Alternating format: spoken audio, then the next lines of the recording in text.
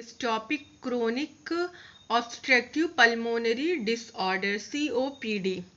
चलिए आज हम जानते हैं क्रोनिक ऑब्स्ट्रक्टिव पल्मोनरी डिसऑर्डर क्या होता है। COPD डिजीज का ग्रुप होता है जो वायु प्रवाह में जो सांस लेने में रुकावट और सांस लेने में कठिनाइयों का कारण बनता है।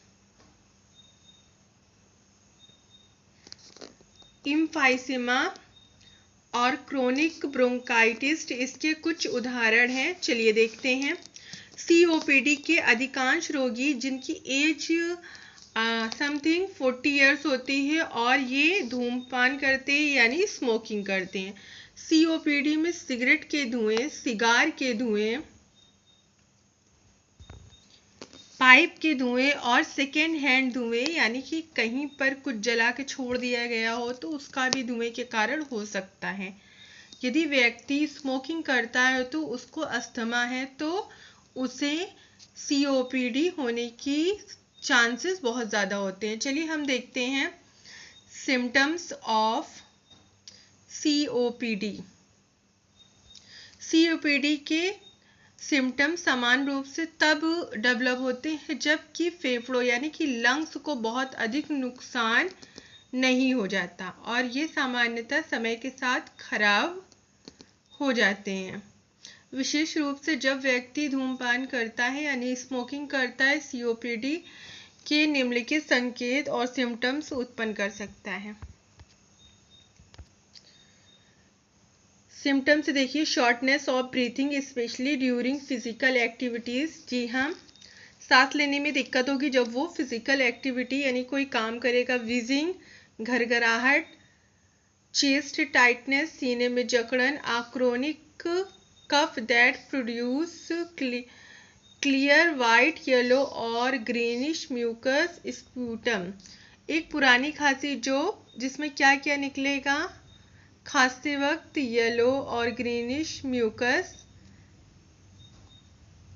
लैक ऑफ एनर्जी में कमी हो जाएगी। Respiratory infection on a regular base.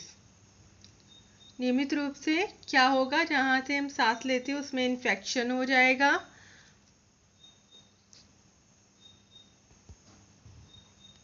Weight loss हो जाएगा।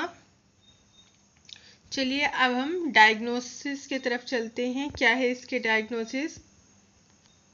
स्पायरोमेट्री, ये फेफड़ों की कार्य प्रणाली को निर्धारित करने का एक गैर आक्रामक परीक्षण है। इस विधि में रोगी को एक गहरी सांस लेने के लिए कहा जाता है, फिर एक नली में फूंक मारी जाती है जो कि श्वसन मापी जाती है।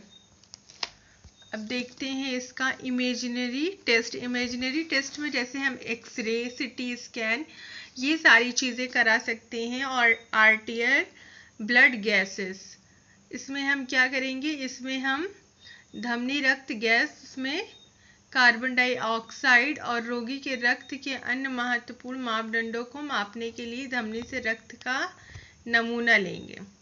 अब हम देखते हैं इसका मेडिकल मैनेजमेंट। मेडिकल मैनेजमेंट क्या है इसमें? Bronchodilators,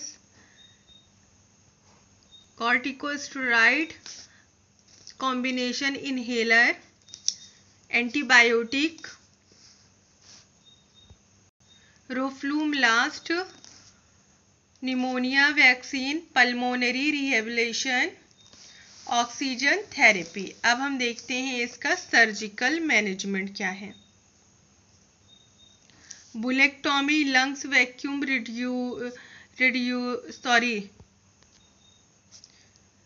lungs volume reduction surgery और लंग्स ट्रांसप्लांट। अब हम देखते हैं इसका मेडिकल मैनेजमेंट।